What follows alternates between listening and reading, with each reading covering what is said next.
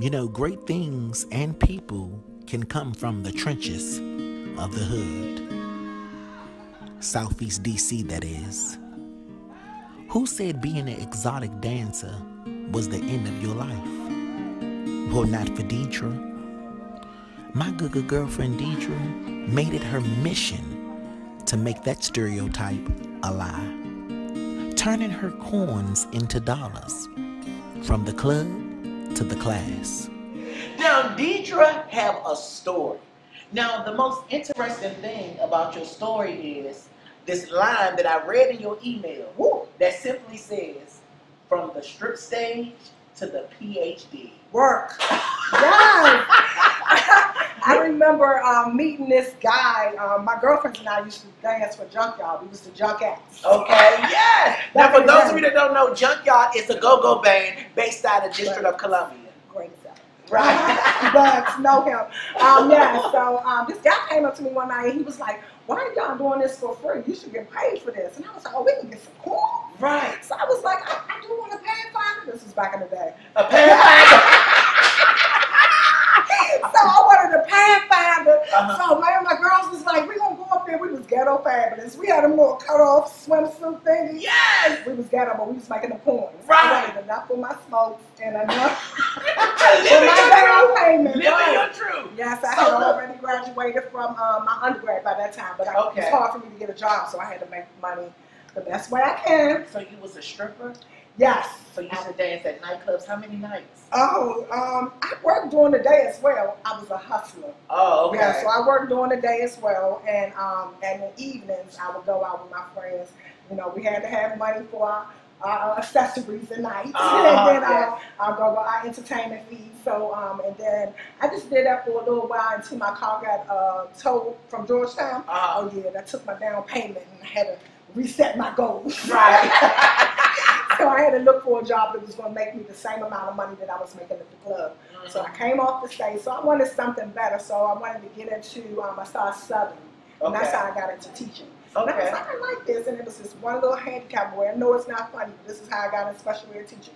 It was this little handicap boy. He had his wheelchair with some tennis balls on the end. And I couldn't understand it for the life of me. But when he was sliding over that ice, I laughed so hard. I said, I got to protect these babies, you know. So that's how I got into special ed. It was funny then. That's a strange way of saying it, but I love it. And I've been there for 19 years, and I wanted to go across in the pay scale. Right. So that PhD, you know, and that was something that I was good at. I'm good at learning. I'm good at achieving and those things. And I want my daughters to be able to look at me and have something to say, you know, although my mother had bipolar, although my mother's crazy with her family, you know, my family, I'm the black sheep, so, but I got a PhD. Right, I know that's right. Okay, I know that's right. Yes, but I'm over it. You know, God delivered me from bipolar depression. I was on pills, like 12 pills for like 12 years. I was on medicine to get over my bipolar, but I just was praying, trusting God. Went to Africa, Nigeria with my church, James E. Sturman, my pastor out with Faith United Ministries. And after that, I prayed on it and was trusting God, sowing my seed, sowing my time, whatever I had for God, doing plays, whatever I could do to God to give Him glory. And I said, Lord, He asked me if there's one thing that you want. And I said, I want to be healed from bipolar depression. I got tired of just trying to commit suicide every year. Just going through the seasons and the manic seasons of my life, and I just wanted something better for me. I wanted something better for my girls, and I wanted them to be able to look up to me and say, you know, despise all that. Good things come out of Southeast. Right. So that's what I had to do for myself and my girls, and not give God the glory and all of it. But you know, the funny thing about it is, well, not the funny thing about it is, but people look at to say you're bipolar as a joke. Right. Yeah, and it's something really serious. People don't know how serious bipolar depression is. I tried to kill myself several times. I used to cut myself. I have marks. That's why I have all these tattoos to cover up the marks where I tried to cut myself and kill myself, take medicine. Now I'm not into the medicine thing because I'm trying to lose my gut. Right. So I don't like to take a lot of medicine because of the steroids and the other things that it kills in my system. So I have to trust God. I have to trust Him. Because when did you discover that you were bipolar? Probably about.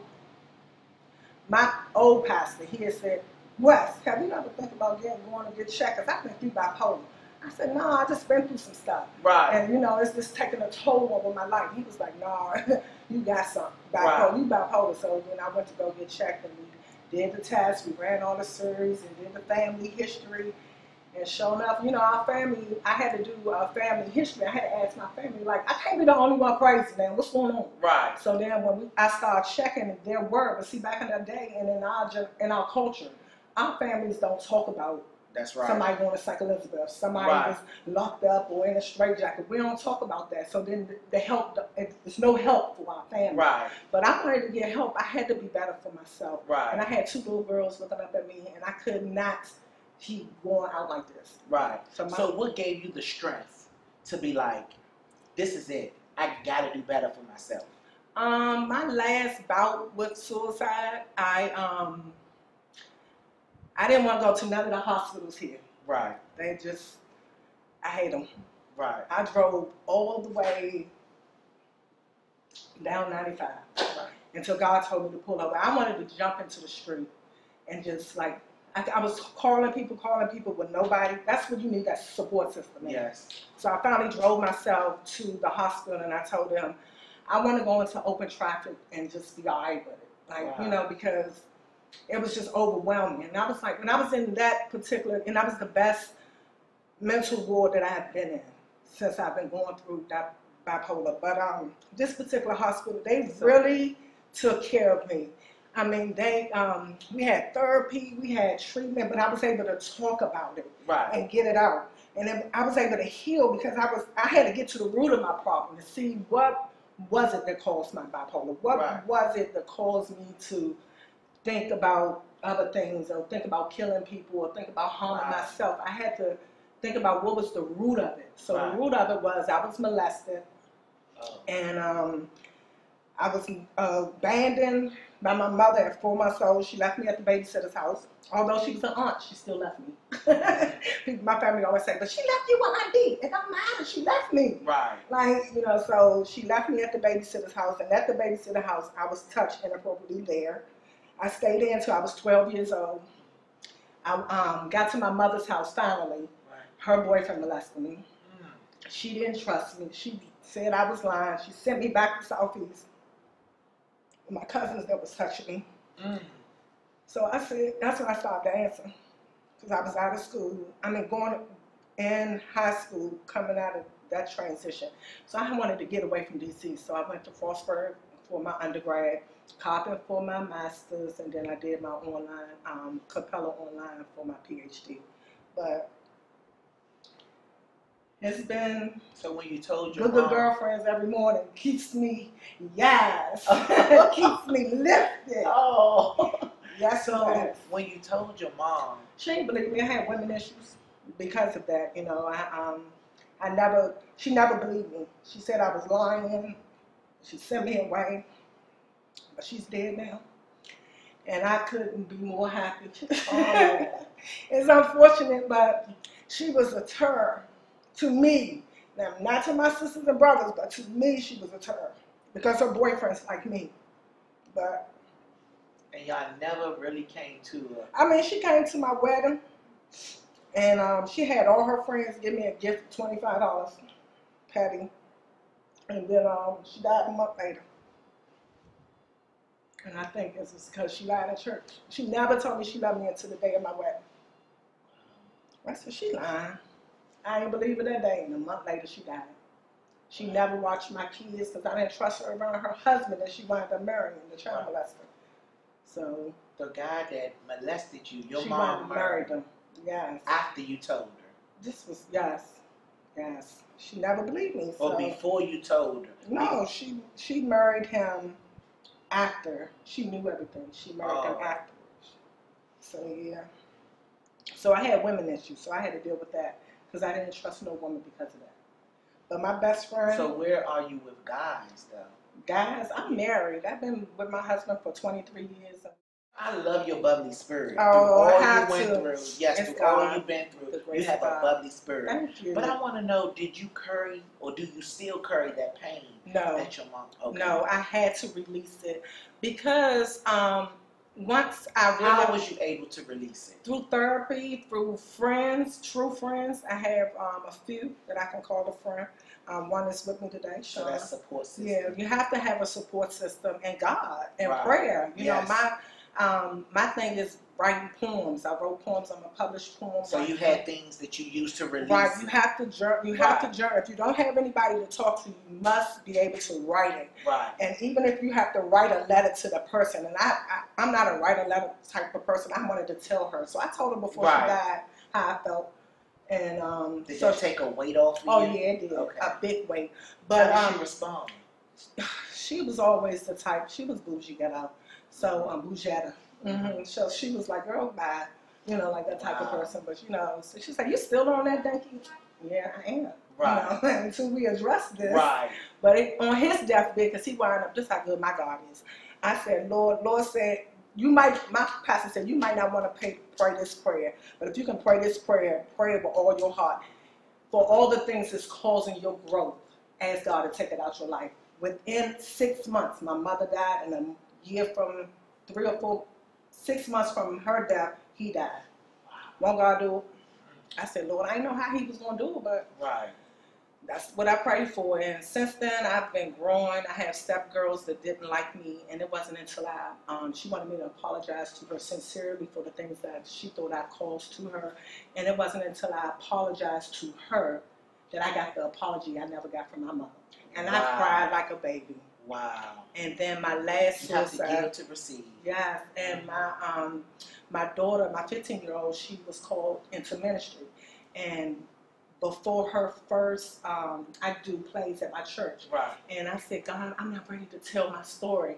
And I said, well, what do you want me to tell the people, God? It's for you. And he said, this is why I couldn't allow you to kill yourself for your daughter to have this time on this podium. Wow. So if I would have, because I thought God didn't love me because my attempts were always failed. Right. When I wake up in the hospital, I'd be like, damn, God don't even love me. And that kind of like put so much on me. But that's what the enemy would do. He would trick your mind into thinking that don't nobody love you and don't nobody going to miss you and don't nobody care about what you want to do. But that's the trick of the enemy. So I had to trust God. And my husband, he had called, he was my boyfriend at the time. He called 911 and said, I think y'all need to go check on her because something ain't right. Right. And the police came, and by that time I had already was walking to the hospital. I was walking. You are a really, really strong woman. You are strong. But I didn't know I had to be strong because all those times I tried to kill myself like over 12 times. I didn't know that God was preparing me for 2017 that my daughter was going to be preaching. You know, like God couldn't take me because I had to be here to birth her so she can help the millennials. That's why I always say in the midst of our struggles, it's important for us to be strong because we don't know what God has planned for us. In order our steps, yes. So that is amazing. My girls are awesome. They're smart, they're intelligent. Both of them were in the early college program. My oldest is 19. She is graduating with her bachelor's in December. And my youngest, the minister, she's in 11th grade.